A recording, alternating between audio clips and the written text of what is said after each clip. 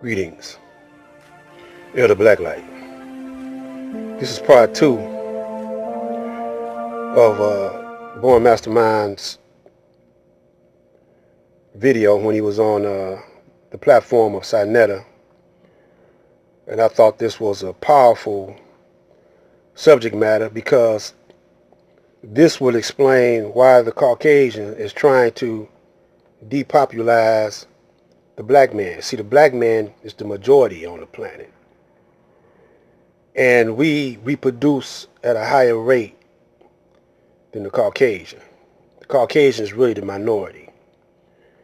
And furthermore, Born Mastermind says that it's the age of Aquarius or the day of judgment or the seventh day. All these different names or titles is talking about the rise of the black gods due to the fact that the Sirius star system and our sun, the Sirius sun and the Earth sun, will orbit each other. Well, anyway, let him talk. He do a better job. But the bottom line is that the Caucasian can't stay in no kind of sun. And we illustrated that he's taking our melanin. He don't want to kill us all off. He just want to be able to manage us and put fear in our hearts and make us bow down to him. So this is one reason why that corona virus is wreaking havoc. Like I said, I'm talking too much. I'm going to let him deal with it. We're going to pick up where we left off at yesterday. Most definitely. It's such a powerful topic.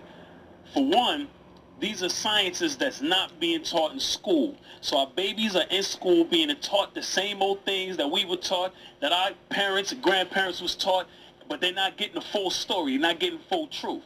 So to bring this science to the people, to let them know the time that we are in and how necessary it is to know what's actually going on out there and how we as a people are completely in tune with nature, how nature is on our side and in favor of us. It comes from us and we are one with it. So when we walking around thinking that walking with a lack mentality or a poverty mentality or mentality that we are oppressed people, we are only oppressed because we give people the stick to beat us down with. But in reality, this whole universe not only is us, comes from us, in tune with us, but is in our favor. And we're going to show and prove some of those things today. All right, so like the brother said, the name of this particular presentation is Sirius, the Golden Age and the Rise of the Black Gods.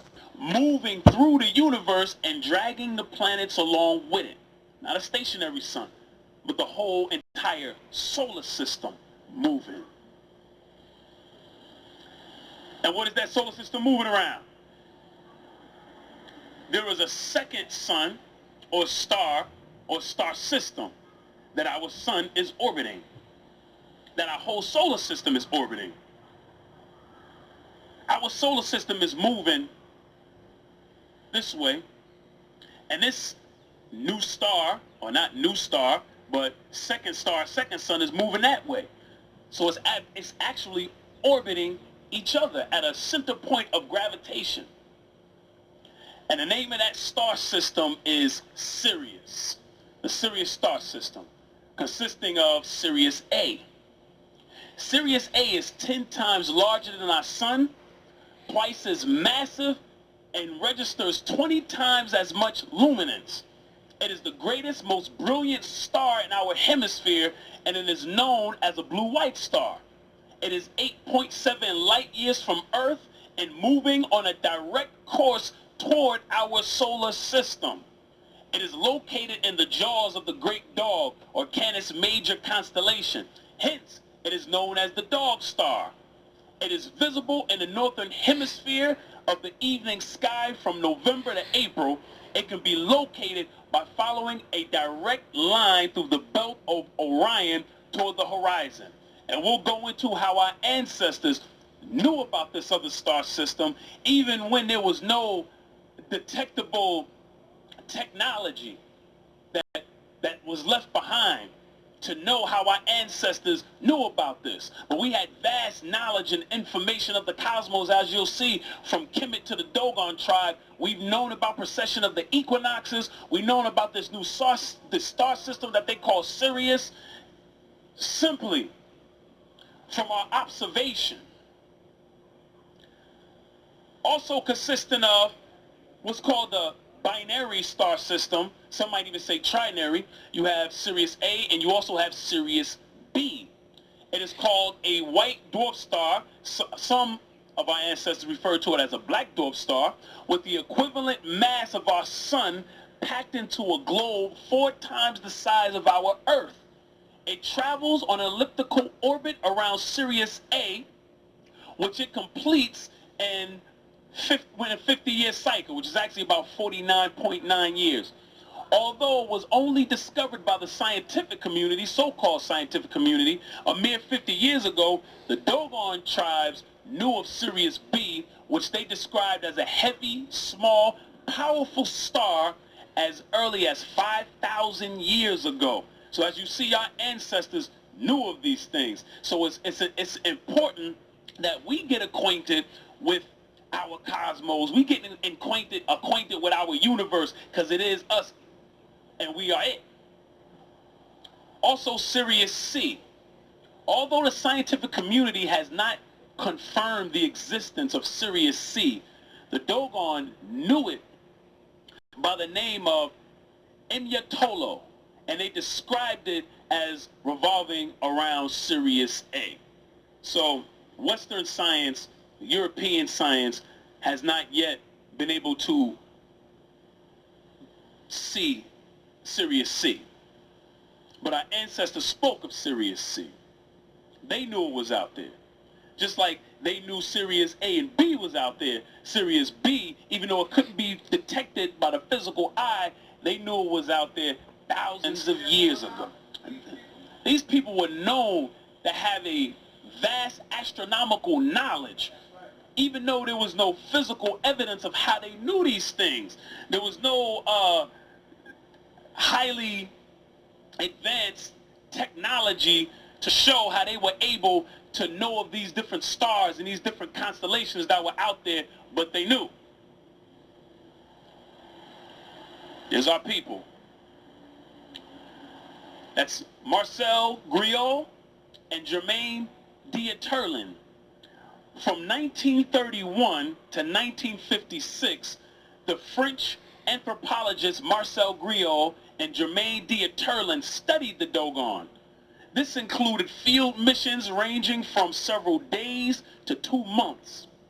In 1931, 1935, 1937, and 1938, and then annually from 1946 until 1956. In late 1946, Griot spent a consecutive 33 days in conversations with the Dogon wise men, Oga Tamale. So they studied with the Dogon tribe, and they end up writing several books. We'll go to a few of them. They studied our ancestors and knew and learned from them the vast knowledge that our people had of the cosmos, even though they appeared to be a primitive people. Conversations with the Ogamatali, an introduction to the Dogon religious ideas. And of course, when you package it in a Western viewpoint, they call it religious. But our people use stories and mythologies and things of that nature to describe science, so it will be easy to pass down from generation to generation. This will not be religion in the way that we know religion to be today. They reported that the Dogon believed that the brightest star in the sky, Sirius, or Sigitolo, or the star of the Sugui, has 2 companion stars, Potolo, the Digiterius star, and Imyatolo, the female Sorghum star, respectively the first and second companions of Sirius A.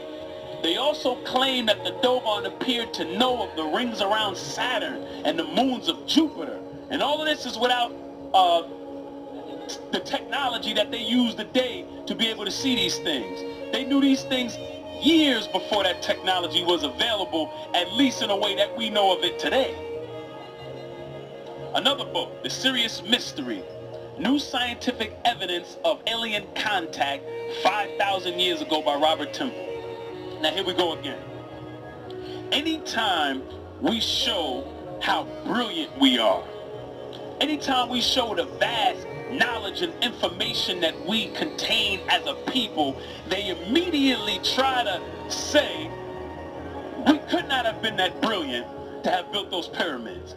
We could not have been that brilliant to know of our galaxy, to know of our cosmos, to know of our universe and the extraordinary ways that we knew them. So it must have been an alien from outer space to come and either build the pyramids for us or deliver the knowledge and information that we use to do it. And that's what they're claiming here with the Dogon tribe. They're saying that the Dogon people themselves taught this, but if we know how Europeans work and how white supremacy works, then we won't trust what they say our people taught.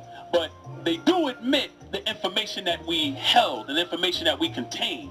So in 1976, Robert K.G. Temple wrote a book arguing that the Dogon system reveals precise knowledge of cosmological facts only known by the development of modern astronomy, since they appear to know from Griot and Dieterlin's account that Sirius was a part of a binary star system, whose second star, Sirius B, a white dwarf star, was however completely invisible to the human eye, just as Digitaria is the smallest grain known to the Dogon, and it took 50 years to complete its orbit.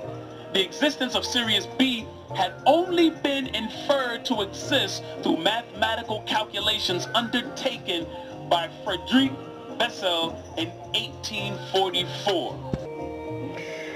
Yeah, so I know a lot of y'all brothers might not have heard of it, and some of you have, but I've been knew about this Sirius star system ever since maybe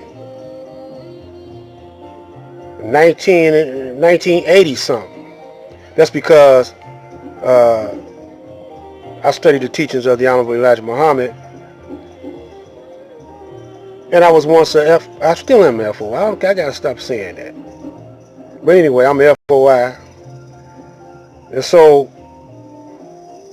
this is why we are at war.